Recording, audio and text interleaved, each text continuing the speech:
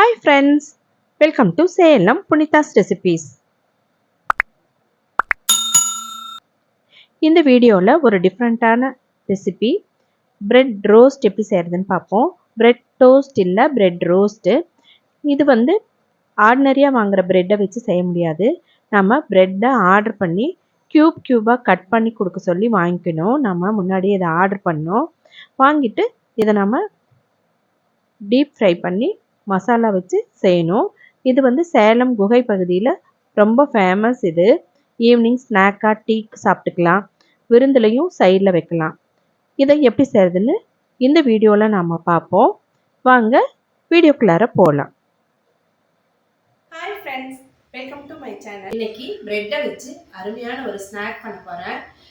அதுக்கு இந்த மாதிரி பிரெட்டை ஸ்கொயராக கட் பண்ணி வாங்கிட்டு வரணும். இதை நம்ம முன்னாடியே ஆர்டர் பண்ணால் அவங்க இந்த மாதிரி கட் பண்ணி கொடுப்பாங்க. நமக்கு நாளைக்கு வேணும்னா இன்றைக்கே சொல்லிடணும். இந்த மாதிரி வாங்கிட்டு வந்து இதை டீப் ஃப்ரை பண்ணி இந்த ஸ்நாக்ஸ் செய்ய போகிறேன். இதை எப்படி செய்யறதுன்னு இப்போ பார்ப்போம். இதுக்கு என்னென்ன பொருட்கள் தேவைன்னு பார்க்கலாம். இதுக்கு இந்த மாதிரி கட் பண்ண வெங்காயம் ஒரு 200 கிராம் அளவுக்கு இந்த மாதிரி கட் பண்ணி எடுத்து வச்சுக்கோங்க. நல்லா மெல்லிஸாக இருக்கணும். தக்காளி 3 மீடியம் சைஸ் தக்காளி இந்த மாதிரி அரைச்சி வச்சுருக்கேன். தேங்காய் 1/2 கப் நல்லா நைஸாக அரைச்சி வச்சுருக்கேன். மஞ்சள் தூள் 1/4 டீஸ்பூன், மிளகாத்தூள் 1 டேபிள் ஸ்பூன். இது காஷ்மீரி மிளகாத்தூள். அதுவும் இல்லாமல் ப்ரெட்டுங்கிறதுனால ஸ்வீட்டாக இருக்கும், அதனால் கொஞ்சம் காரம் சேர்த்தியே போட்டுக்கலாம். இஞ்சி பூண்டு விழுது 1 டேபிள் ஸ்பூன். கறி மசால், கரம் மசாலா இல்லை, கறி மசால் 1 டேபிள் ஸ்பூன். உப்பு தேவையான அளவுக்கு, நான் 2 டீஸ்பூன் அளவுக்கு எடுத்து வச்சுருக்கேன். இப்போது எப்படி செய்கிறதுன்னு பார்க்கலாம். இப்போது கடாயில் எண்ணெய் ஊற்றிக்கலாம். எண்ணெய் காஞ்சிட்ருக்கு, எண்ணெய் காயட்டும். அதே சமயத்தில் நாம் இதில் மசால் செய்யணும். நான் அதுக்கு ஒரு நான்ஸ்டிக் பேன் வச்சுருக்கேன். 2 டேபிள் ஸ்பூன் அளவுக்கு எண்ணெய் சேர்த்துட்ருக்கு. இதில் வெங்காயத்தை சேர்த்து நல்லா வதக்கிக்கலாம். நல்லா வதங்கட்டும்.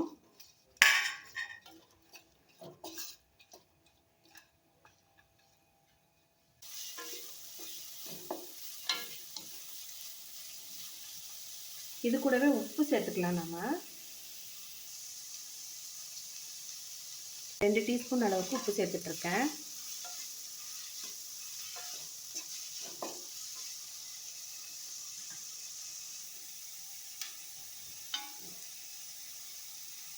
நல்லா பொன்னிறமாக வறுபடணும். இந்த ப்ரெட்டு நல்லா பொன்னிறமாக ஆனதும் நாம் இதை எடுத்துடலாம். அப்பையும் நாம் நல்லா ஸ்க்வீஸ் பண்ணணும். ஸ்க்வீஸ் பண்ணிவிட்டு எடுத்துடலாம்.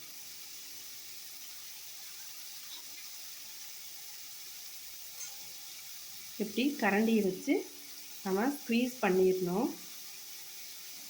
பாருங்கள், எண்ணெயெல்லாம் வருது.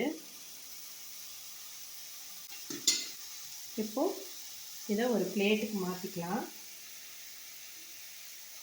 இது நல்லா மொறுமொறுன்னு ஆகிடும்.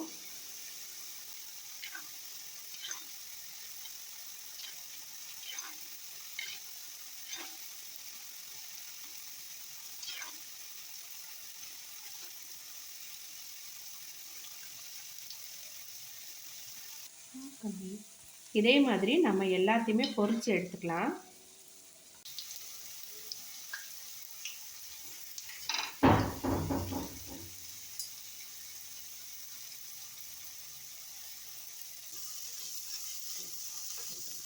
இப்போ பொன்னிறமாக ஆயிடுச்சு. இது கூட இஞ்சி பூண்டு சேர்த்துக்கலாம்.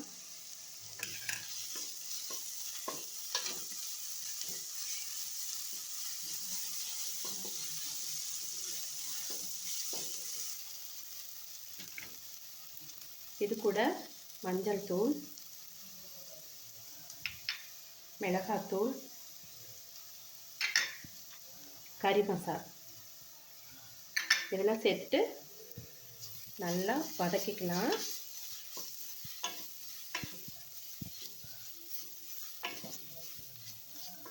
வதக்கிட்டு இப்போது தக்காளி விழுதை சேர்த்துக்கணும். இந்த மாதிரி உப்பு மிளகாத்தூள் எல்லாமே போட்டுட்டு தக்காளி விழுதை சேர்த்தா சீக்கிரமாகவே தக்காளி பழம் வெந்துடும். தக்காளி விழுதையும் சேர்த்துக்கலாம்.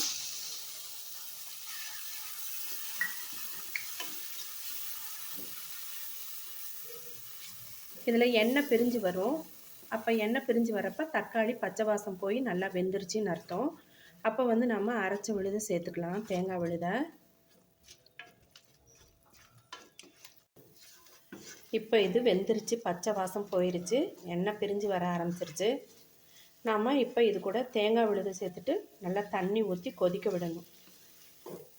எண்ணெய் நல்லா பிரிஞ்சு வந்துருச்சு. இப்போ இந்த அரைச்ச தேங்காய் விழுதை இதோட சேர்த்துக்கலாம். சேர்த்துட்டு இதுக்கு நம்ம நிறைய தண்ணி சேர்த்தணும். நாம் இதோட இந்த ஃப்ரை பண்ண ப்ரெட்டை சேர்க்க போகிறோம். அப்போ வந்து நம்ம ரொம்ப கெட்டியாக இருக்கக்கூடாது, கொஞ்சம் தண்ணியாக இருக்கணும். அப்போ தான் அந்த ப்ரெட்டு வந்து அந்த மசாலாவெல்லாம் உறிஞ்சி கெட்டியாகிடும்.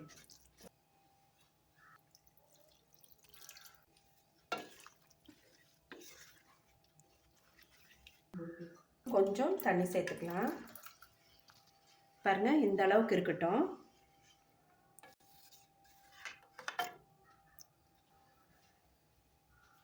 மூடி போட்டு மீடியம் ஹீட்டில் வேகட்டும்.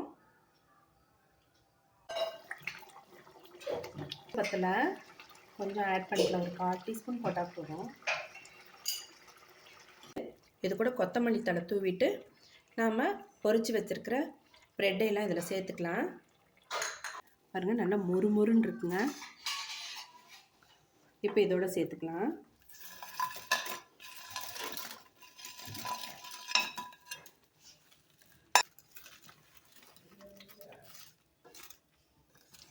இப்போ பாருங்கள், ப்ரெட்டு வந்து அந்த கிரேவியெல்லாம் அப்சர்வ் பண்ணுது. பார்க்கவே சூப்பராக இருக்குது இல்லைங்களா? டேஸ்ட்டும் அப்படி தாங்க, அட்டகாசமாக இருக்கும். இந்த மசாலாவோட அந்த ப்ரெட்டும் சேர்ந்து நல்ல ஃப்ளேவரோடு இருக்கும். டேஸ்ட்டும் அட்டகாசமாக இருக்கும், வேறு லெவலில் இருக்கும். யாருன்னா இதை நீங்கள் செஞ்சு சாப்பிட்டு பார்த்துருக்கீங்க அப்படின்னு கமெண்ட் பாக்ஸில் கமெண்ட்டில் சொல்லுங்கள் எனக்கு. சூப்பராக ப்ரெட் ரோஸ்ட் ரெடி ஆயிடுச்சு. இதில் கொத்தமல்லி தழையை தூவிட்டு இப்போது அடுப்பை ஆஃப் பண்ணிடலாம். இப்போது நம்ம சர்விங் பவுலுக்கு மாற்றிக்கலாம். பார்க்கவே எவ்வளோ கலர்ஃபுல்லாக எப்படி இருக்குது.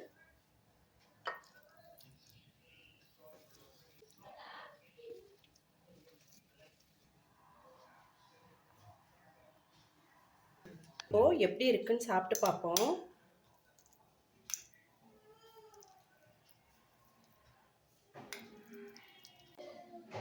வாங்க சாப்பிட்டு பார்ப்போம்.